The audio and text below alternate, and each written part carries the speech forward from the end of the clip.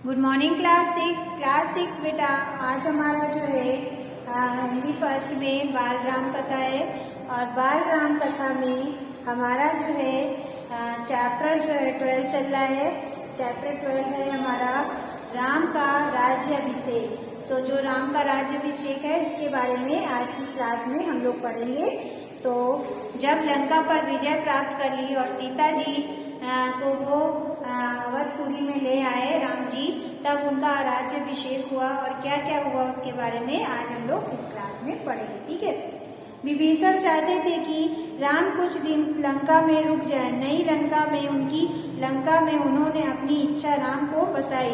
उसका कारण भी मैं चाहता हूँ कि आप कुछ दिन यहाँ विश्राम कर लें, युद्ध की थकान उतर जाएगी। वैसे इसमें मेरा स्वार्थ भी है। आपके संध्या और रीति नीति सीखने का अवसर आपने यह नगरी देखी भी तो नहीं है। राम ने लंका नगरी में कदम नहीं रखा था। सीता से मिलने हनुमान गए, 2 बार अंगद गए, लक्ष्मण भी हो आए। विभीषण के राज तिलक के समय राम उस नगरी से दूर ही रहे। यह संभव नहीं है मित्र, राम ने कहा। वनवास के 14 वर्ष पूरे हो गए हैं। मैं तत्काल अयोध्या लौटना चाहता हूँ। भरत मेरी प्रतीक्षा कर रहे होंगे। जाने में विलंब हुआ तो वे मेरे प्राण दे देंगे। उन्होंने प्रतिज्ञा की थी, मैं उनकी प्रतिज्ञा से बंधा हूँ।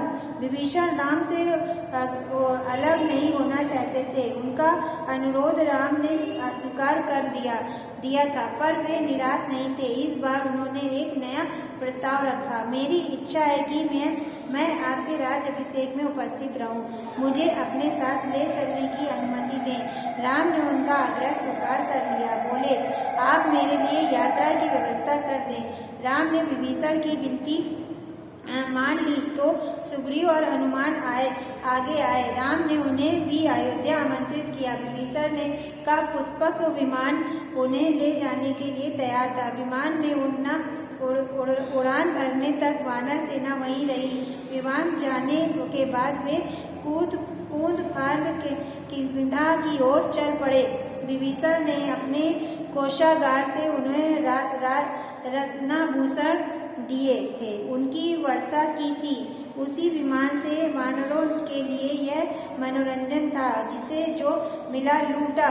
विमान लंका से चला।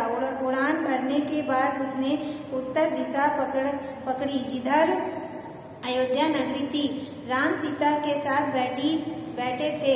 मार्ग में पड़ने वाले स्थान बताते जा रहे थे। रावण सीता का हरण कर उसी मार्ग से लाया था। पंचवटी से उसी समय सीता ने वे स्थान ठीक से नहीं देखे थे। स्थानों के नाम उन्हें ज्ञात नहीं थे। पहले रणभूमि पड़ी, फिर वह पुल जिस नल और नील ने बनाया था। सेतु बंद की सिंधा रास्ते में था। वानर राज सुग्रीव की राजधानी थी। सीता के आग्रह पर विमान कंसिंधा में उतरा। सुग्रीव की रानियां तारा और रूपा को लेने आगे ऋषिम्यू पर्वत पड़ा और उसके बाद पंपा सरोवर। उसकी सुंदरता अद्भुत थी। राम ने सीता को एक पतली चमकती हुई रेखा दिखाई। सीते, देखो, ये गोदावरी नदी है। उसी से इतनी लंबी छोटी दिख रही है। इसी के तट पर पंचवटी है। देखो, हमारी पर्णकुटी अभी भी बनी है। सीता ने आंखें बंद कर ली, जैसे पंचवटी को पुनः देखने से डर रही थी। उन्हें पूरा घटनाक्रम याद आ गया। गंगा यमुना के संगम पर ऋषि भरद्वाज का आश्रम था। विमान वहां उतरा। सबने रात वहीं बिताई। ऋषि का आग्रह था, राम उसे टाल नहीं सके। वहीं उन्होंने हनुमान को अयोध्या भेजा। भरत को उनके आगमन की पूर्व सूचना देने के लिए। राम सीधे अयोध्या नहीं जाना चाहते थे। उनके मन में एक प्रश्न था, एक संशय। 14 वर्ष की अवधि कम नहीं होती। कहीं इस अवधि में भरत को सत्ता का मोह तो नहीं हो गया। हनुमान को अयोध्या भेजते हुए उन्होंने यह प्रश्न रखा था, कहाँ, हे वानर शिरोमणि, हे वानर शिरोमणि, आप भरत को मेरे आने की सूचना दीजिएगा। ध्यान से देखिएगा कि यह समाचार सुनकर उसके चेहरे पर कैसे भाव आते हैं। यदि भरत को इस सूचना से प्रसन्नता नहीं हुई तो मैं अयोध्या नहीं जाऊंगा। भरत राज्यकाल संभाले, इसमें मुझे कोई आपत्ति नहीं है। हनुमान वायु वेग से चले, जैसे उड़ रहे हो।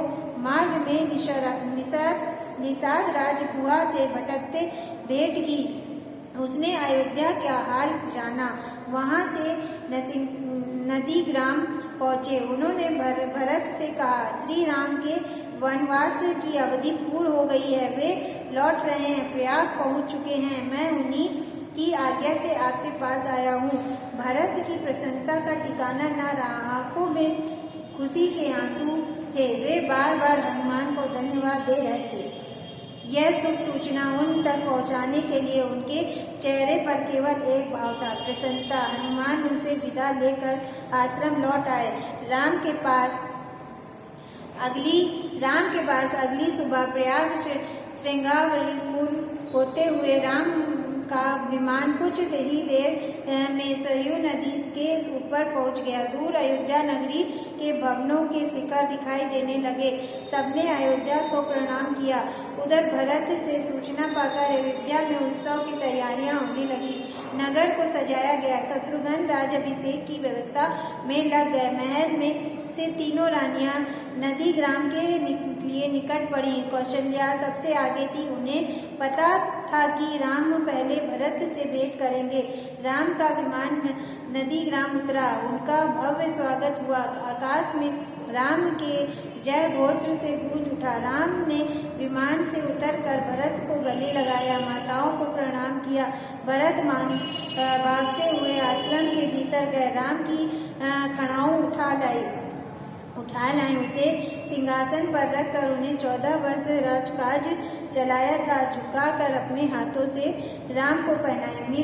मिलन का यह दृश्य अद्भुत था। सबके चेहरे पर प्रसन्नता थी। सबकी आंखें खुशी से के आंसू से नम थी। राम लक्ष्मण की नदी ग्राम की तपस्वी बना उत्तरा दिया। दोनों को राजस्वी वस्त्र पहनाए गए। जन समूह राम की जय जयकार करता रहा। अयोध्या के लिए चला। शोभा यात्रा की छटा देखने योग्य थी। नदी ग्राम से चलने के पूर्व राम ने पुष्पक विमान को कुबेर के पास भेज दिया। वह विमान कुबेर का ही था। रावण ने उसे बलात् छीन लिया था। सजी धजी अयोध्या नगरी राम के दर्शन पर आहिदी थी। नगरवासी प्रसन्न थे। उन्हें उनके राम वापस मिल गए थे। माताएं प्रसन्न थी। उनके पुत्र लौट आए थे। मुनिगण खुश थे। राम ने उनकी शिक्षाओं का मान रखा था। कभी विरत नहीं हुए। भरत ने अयोध्या का राज्य राम को नदी ग्राम में लौटा दिया था। राजमहल पहुंचते ही मुनि वरिष्ठ ने कहा, कल सुबह राम का राज्याभिषेक होगा। इसी तैयारी शत्रुघ्न ने पहले से ही कर दी थी। पूरा नगर सजाया गया था। दीपों से सजमग राजा रहा था। फूलों से सुसज्जित सुवासित था। विद्या यंत्रों से जागृत था। पूरे 14 वर्ष बाद अलग दिन मुनि वशिष्ठ ने राम का राज तिलक किया। राम सीता सोने के रत्न जटित सिंहासन पर बैठे। लक्ष्मण, भरत और शत्रुघ्न उनके पास खड़े थे। हनुमान नीचे बैठे हुए। माताओं ने आरती उतारी। मंगलाचार हुआ। शुभ गीत गाए गए। राम ने सीता को एक बहुमूल्य हार दिया। प्रजननों को उपहार दिए। अनेक वस्तुएं प्रदान की। सीता ने अपने गले का हार उतार। वे दुविधा में थी कि किसे दें। दुविधा राम ने दूर की। जिस पर तुम सर्वाधिक प्रसन्न हो उसे दे दो। सीता ने वह हार हनुमान को भेंट कर दिया। भक्ति और परिक्रमा के लिए कुछ दिनों में सारे अतिथि एक कर चले गए। विभीषण लंका लौटे। सुग्रीव ने कशिंदा की ओर प्रयाण किया। ऋषि मुनि अपने अपने आश्रम चले गए। हनुमान कहीं नहीं गए। राम दरबार में ही रहे। राम ने लंबे समय तक अयोध्या पर राज किया। उनके राज्य में किसी को कष्ट नहीं था, सब सुखी थे, भेदभाव नहीं था, कोई बीमार नहीं पड़ता था, खेत हरे भरे थे, पेड़ फूलों से जलद रहते थे। राम न्याय प्रिय थे, गुणों के सागर थे, उनका राज्य राम राज्य था। और आज तक स्मृतियों में है। यानी कि जब उन्होंने लंका में विजय प्राप्त की तब जो है राम का राज्याभिषेक हुआ और जो अयोध्या नगरी में जितने भी लोग उदास थे वह सब खुशहाल हो गए और फिर राम ने अयोध्या में राज्य किया और उसका राजभार जो कार्यभार था वो संभाला और खुशी खुशी अयोध्यावासी उस नगरी में अपना जीवन व्यतीत करने लगे। राम के होते हुए ना तो वहाँ कोई बीमार होता था और ना ही कोई दुखी होता था, सभी वहाँ खुश रहते थे। इस तरह से राम का राज्याभिषेक हुआ और सभी ने राम का स्वागत किया और सीता का स्वागत किया और राम ने जो है अयोध्या नगरी में अपना राजपाट संभाल लिया। तो बेटा ये हमारा था आज का जो 12 चैप्टर है राज्याभिषेक हो गया था। अब इसके जो क्वेश्चन आंसर हैं हम आपको पिक भेज देंगे, आप लोग कर लीजिएगा। तो आज की क्लास हमारी ओवर होती है, कल की क्लास में हम लोग आगे के चैप्टर पढ़ेंगे। Thank you class.